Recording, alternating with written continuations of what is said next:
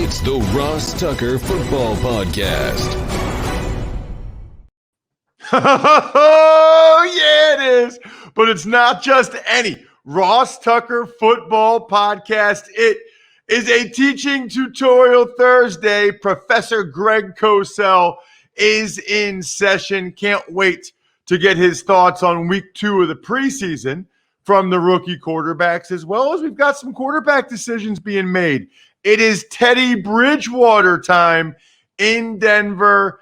This is one of the last couple of weeks that we are only 3 times a week here on the Ross Tucker Football Podcast. You guys know, for the now, I guess it's 23 weeks of the NFL season, we will be daily, 5 days a week. You will get your 30 minutes or less of on-demand audio content from a former player's perspective every day right here on the Ross Tucker Football Podcast. We are presented by DraftKings. As I always say, thank goodness for those dudes. Go ahead and check out their latest offer, $200 in free bets if you put $1 down on NFL Week 1 bet. Are you kidding me? They're giving you $200. Just always use the code Ross. That's the key. Use the code Ross. And why don't you just win? I got all these awesome press passes now. I'll get a sweet Jets-Eagles press pass tomorrow night, college football press passes, NFL. It's all coming. I like to give them to you guys because none of your buddies have them. All you have to do is be a winner, like Mike Singletary wants you to be.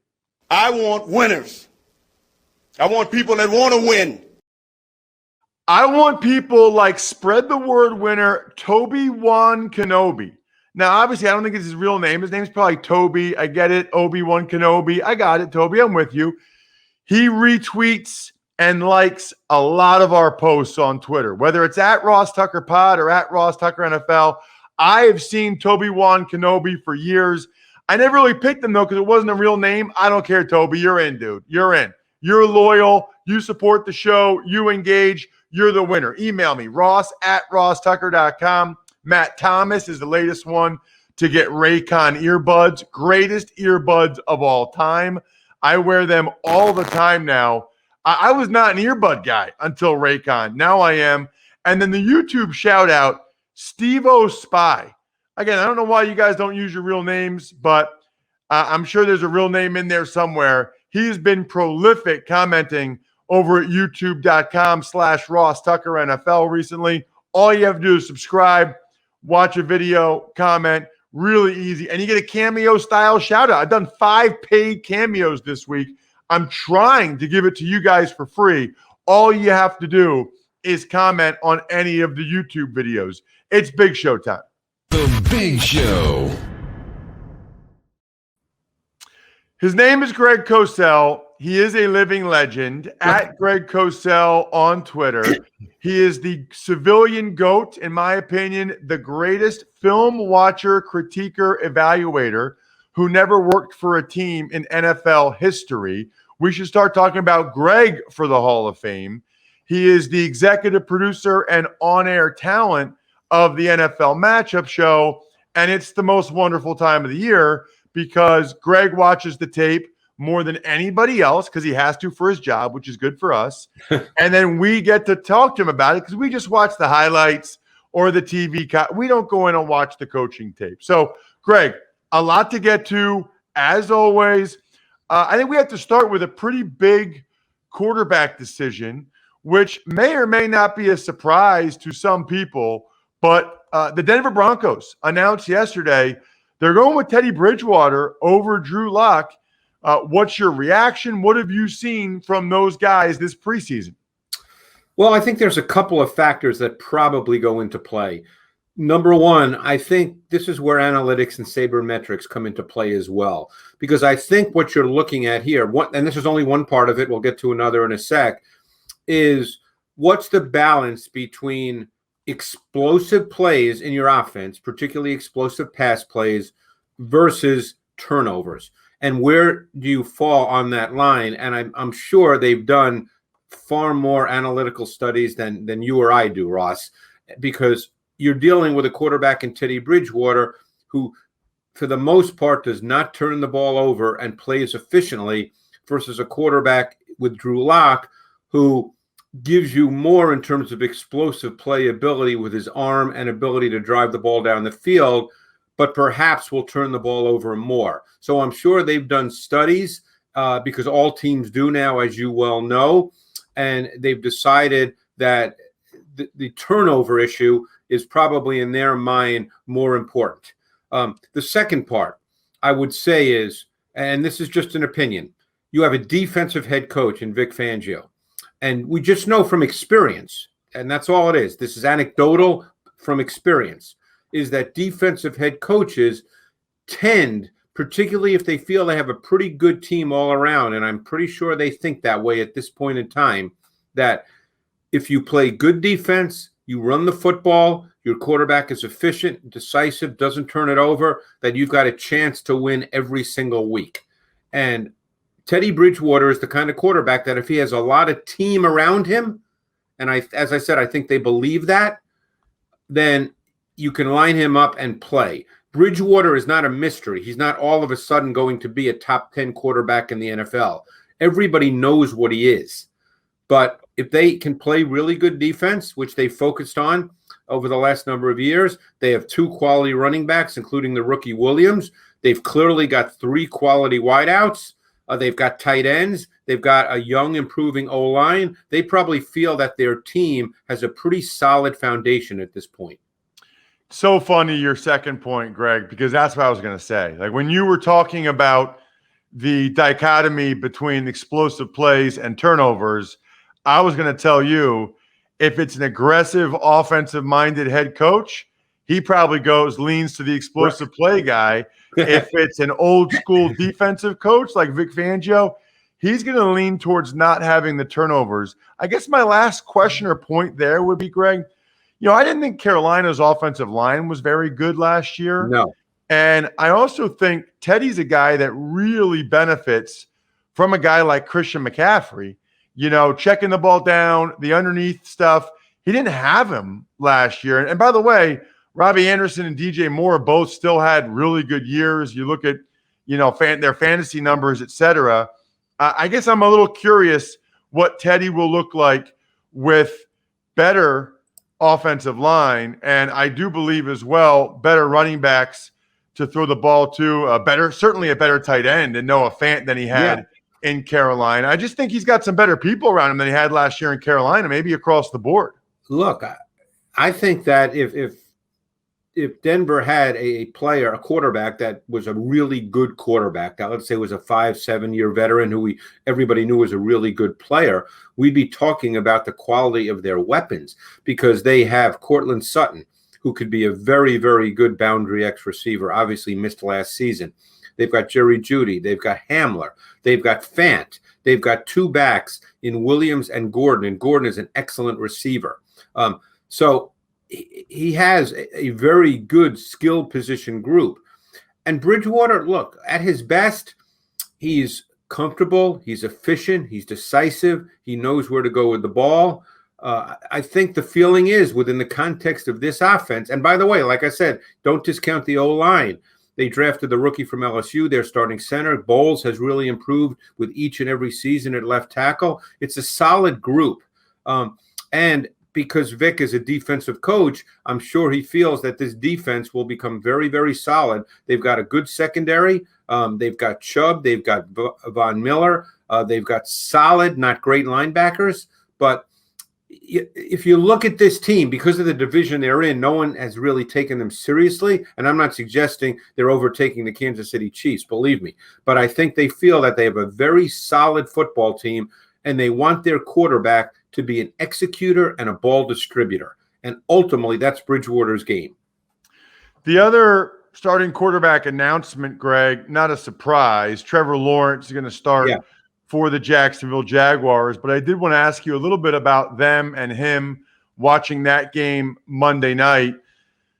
I know they had some offensive linemen out, Greg, and I can't believe the one throw he made on the run to the left. He was about to get drilled, and he put the throw on the money. But, man, watching that game, it just felt like I was almost watching offenses from 2 different generations. Well, let's understand first of all, what preseason is all about. The number one thing, and I've talked to general managers about this, the number one issue in preseason is to get your best 53. That's the goal here.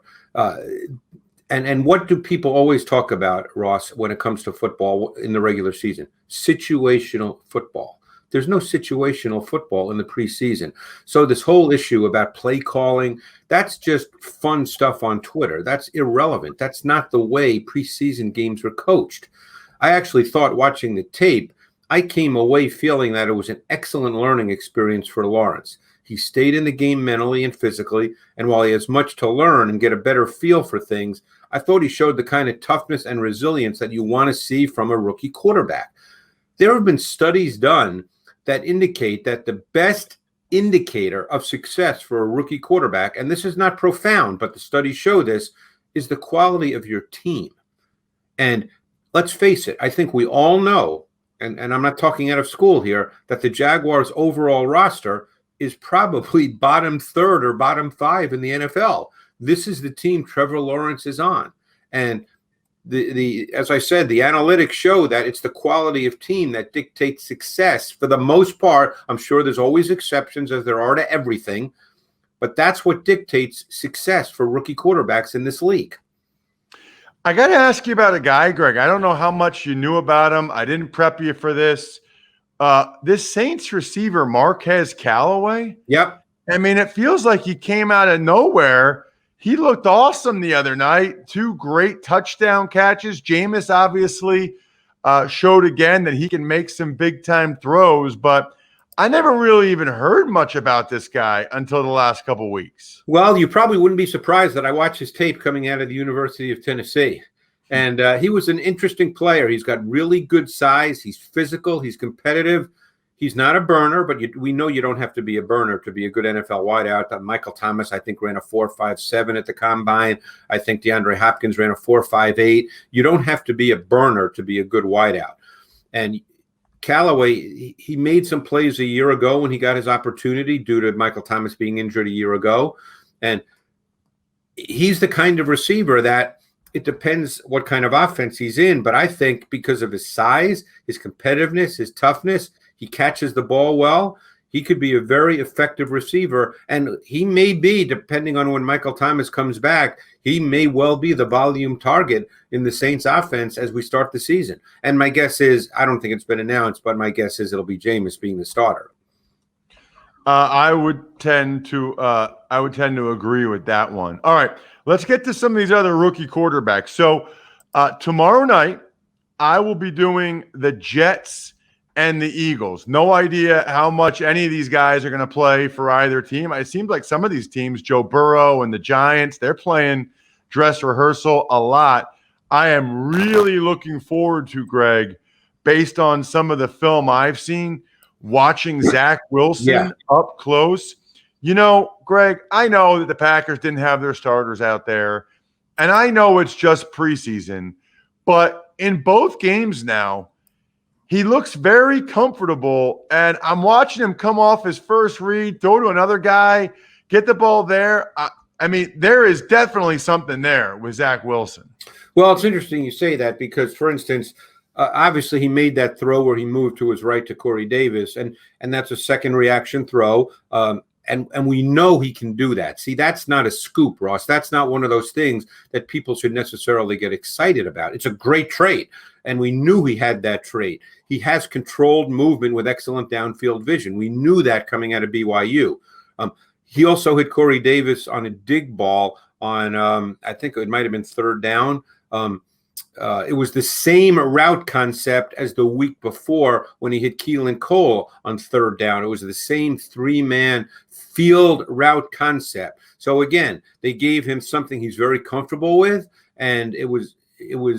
Of course, it's never easy in the NFL, but it was comfort level. And you're right, he has looked very, very comfortable. The other thing you see a lot of, and this is part of the Shanahan style of offense, which is what they run because it's Mike LaFleur there, who is with Shanahan and is Matt LaFleur's brother, is you'll see a lot of play action boot. And we know that Wilson, with his light feet, and active feet is very good on play action boot. So yes, he's looked extremely comfortable.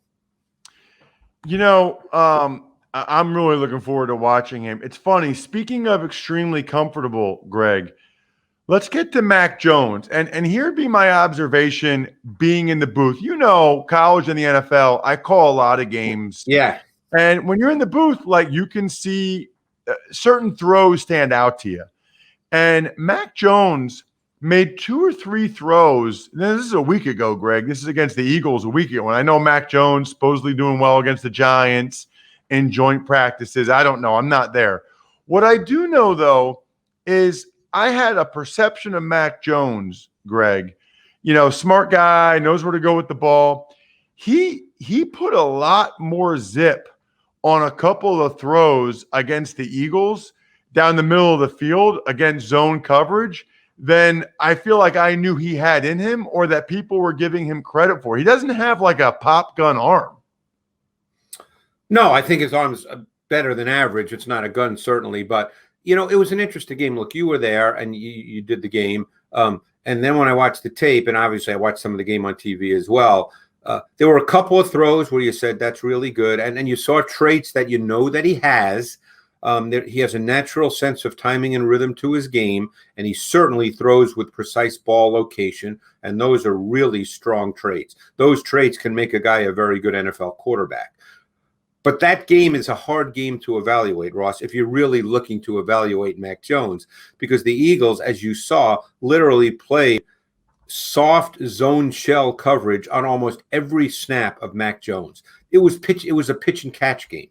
I mean, the throws were defined. They didn't really demand any higher level decision making, and he executed them really, really well. So we saw some of the traits we know that he has from watching his college tape, but that game itself presented no difficulty. There was a very low level degree of difficulty, and that again gets back to what I said earlier. There's no situational football. The Eagles just played soft zone coverage on it literally every snap.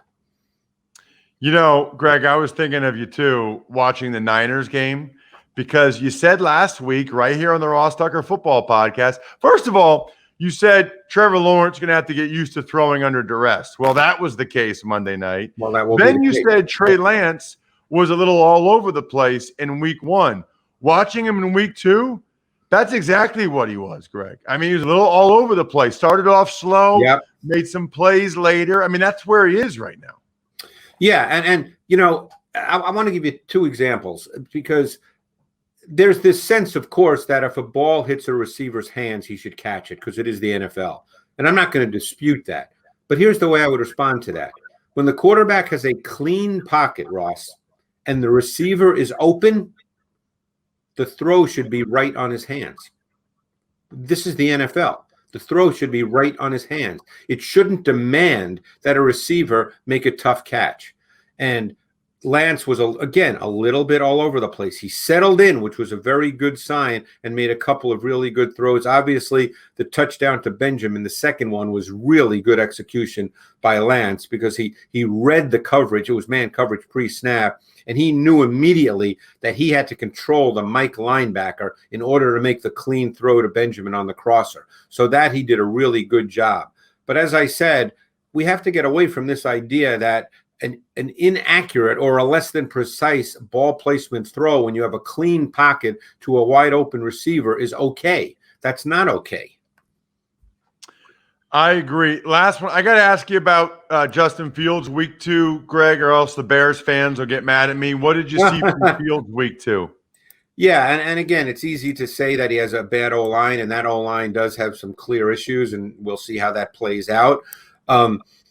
I thought he was a little more deliberate versus the Bills. I thought that he didn't see things as clearly as he needed to. I'm not going to comment on the blitz because the one where he got hit, because we just don't know, Ross. I mean, people know in the organization, other people might know, but we don't know whether that was on him. We don't know if the back should have stayed in. We don't know if the center slid the wrong way. We don't know any of this. So I'm not going to sit here and say that that was on Fields. He did make a couple of really good throws.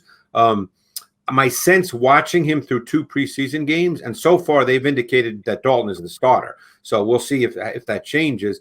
But if he were to play early, my sense is that he will rely on his legs as he learns the details of the position from the pocket. He needs to develop more patience and comfort in the pocket to finish his progressions. But quarterbacks that rely on their legs can make plays. It just takes them a little longer to develop those nuances of playing from the pocket. So, Greg, we've got some guys that are going to play this weekend for the first time in the preseason. Joe Burrow, Daniel Jones. I'm sure we'll see more from these rookies. So, looking forward to recapping what we see next week. Thank you so much, as always. Thanks, Ross. Appreciate it. You know who I appreciate? I appreciate those of you that want to go against me and Joe Dolan in a season-long redraft league. Yeah, that means you have a one-on-one matchup against me, a one-on-one matchup against Joe Dolan from the Fantasy Feast, and you can do it literally for free. Just go to fantrax.com/Ross and sign up for a free account today. Fantrax, fantrax.com/Ross. That is the league we're using for the season-long league. You know why? Because it's awesome. Because it's fully customizable. Because I can have as many guys in it as I want, or gals, you know what I mean? And I don't need to use a defense. I don't need to use kickers. They've got all kinds of ridiculous giveaways. But forget the other giveaways. That's all just gravy or icing. The meat is I want to go against you. And all you have to do is go to fantrax.com/Ross, sign up for a free account, send it to me, and there's a very good chance on next week's Fantasy Feast podcast that I say your name and you're in the league with me and Joe Dolan. Fantrax.com/Ross. Tuck's Takes. Good morning, Al. You and Greg discussed it, but a couple guys officially named starters for their team. Teddy Bridgewater in Denver, Trevor Lawrence in Jacksonville. Any other thoughts? Well, I think we hit the Bridgewater stuff and the reasoning pretty good. He's played very well in the preseason. They've scored a lot of points when he's been in the game. I think it would have been tough for Fangio to not pick Bridgewater based on his performance in the preseason. I mean, that's the deal, or maybe the issue with playing these guys in these preseason games. If the one guy clearly outplays the other, it's kind of hard to announce publicly, hey, we're going with Drew Lock. I mean, the fans can see what they can see. They're watching the games. They're kind of on TV. So it's hard to go away from that. As for Trevor Lawrence, I mean, he was always going to be the starter. I think Urban Meyer was just trying to make a point that every position needs to be earned, and I guess he feels like he made it. I don't know. Tuck's Takes. Latest injury news, Jets defensive end Vinny Curry going to miss the season with blood clots coming from a rare blood disorder, and Packers put wide receiver Devin Funchess on IR. So, people kept saying Rodgers need another receiver. They signed Funchess last year. He opts out. Now this year he's out for the year on IR. So the Funchess experiment was kind of a bust for the Packers in terms of giving Rodgers another receiving weapon. As for Vinny Curry, it sounded scary. I don't like when I hear like rare blood disorder or blood clots. I think they got it under control. And I think football is the least of his worries right now. Vinny, by all accounts, is a really good guy. And, there's always things like this that pop up that you realize are way more important than football. Tuck's Takes. We had another trade last night. Panthers sending linebacker Denzel Perryman to the Raiders in a pick swap. It's unbelievable. I feel like the Raiders at times are just like, I want that guy. Get that guy. I want that guy. Now they have a new D coordinator in Gus Bradley. He worked with Denzel Perryman the last couple of years with the Chargers. I guess he feels like Perryman really knows his defense and can play better than the other guys, but they just spent a bunch of money recently to get like Kwiatkowski, to get the dude from the Rams that I love. I mean, it's I don't know. Sometimes I feel like the Raiders are just, it's like they get bored with their current guys and they're looking for anybody new, always feeling like, the personnel is the problem. They swapped out D coordinators. They've swapped out so many offensive linemen. They've swapped. I mean, at some point, maybe they need to do a better job of coaching. Corey Littleton, by the way, is that Rams guy that I thought was very impressive for a couple of years there in LA. Tuck's Takes. Bruce Arians made a statement regarding away games yesterday that caught your attention. More details, please. Well, so you're allowed to, if you're vaccinated on the road for away games, leave the hotel. Bruce Arians says, nope, not on my watch. Not happening. Not with my team. Which, honestly, I'm sure some of the guys don't love it. It's probably pretty smart. I mean, there have been some breakthrough cases of people that are fully vaccinated getting COVID. So it's happened. I don't know what the percentages are, but it's happening. So, and it seems like by everything I've read, that's like one of the worst things you can do is go out to eat with a big group of people. Everybody's got the masks off. They're all talking and eating. And it's family and friends from out of town that are all coming in from different places. It's not a good idea. This doesn't feel like it's a very good idea. I think Arians is being smart. I'm sure those guys are bummed out, but they also know he's doing what he can to try to keep them safe so it doesn't affect their season. I mean, speaking of safe, look, when Simply Safe Home Security's founders, Chad and Eleanor Lawrence, designed their first security system in their kitchen, they did it for a very personal reason. Their friends had just had their home broken into. They were struggling to find a security system that was simple to set up and would make them feel safe again. Making people feel safe is what Simply Safe has been doing ever since that moment 15 years ago. We haven't talked about Simply Safe in a while, but you guys know I had one incident when I was like in 7th or 8th grade in high school where someone broke into our house. I've had another more recent incident. Thank goodness for security systems like Simply Safe. As my listener, you can save 20% on your Simply Safe security system and get your first month free when you sign up for interactive monitoring service. Just visit simplysafe.com/Tucker to customize your system and start protecting your home and family today. Again, that's simplysafe.com/Tucker. Tuck's Takes. All right, last thing, preseason week 3. What are you looking for? Well, I just think it's we talked about this on the Even Money podcast quite a bit, Bri, as you know. I just think it's going to be truly unique. I mean, there are teams that have already said publicly that they're not really playing their guys.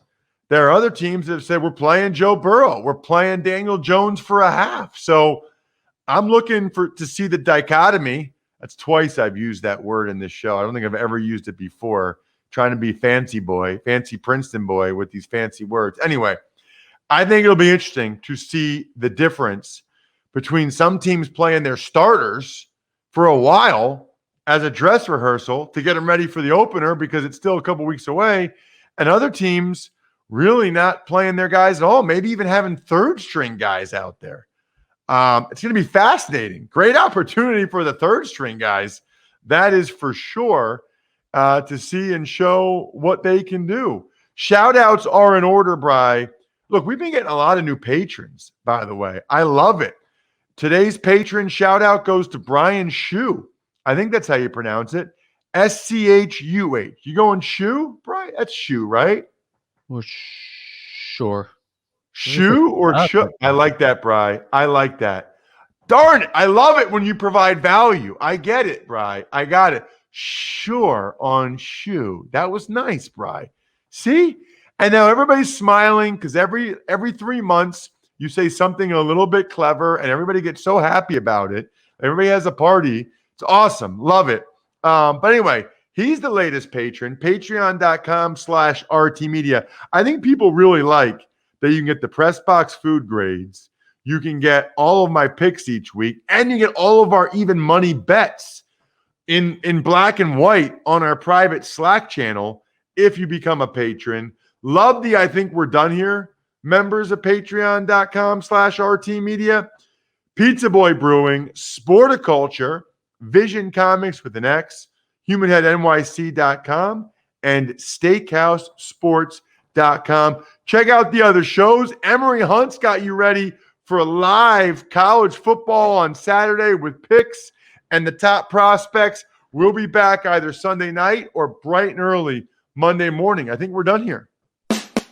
Thanks for listening to the Ross Tucker Football Podcast. Make sure to also subscribe to the Fantasy Feast, Even Money, Business of Sports, and College Draft. All available at Apple Podcasts, rosstucker.com, or wherever podcasts can be found. A lot of times on the show, I mentioned DraftKings. Here's what you need to know. You got to be 21 or older, New Jersey, Indiana, or Pennsylvania only. New customers only. Restrictions apply. See DraftKings.com/sportsbook for details. Gambling problem, call 1-800-GAMBLER, or in Indiana, 1-800-9-WITH-IT. By the way, if what I was talking about included a deposit bonus, doesn't always, sometimes it does. Deposit bonus requires 25 times playthrough, and deposit bonuses are paid out in site credit.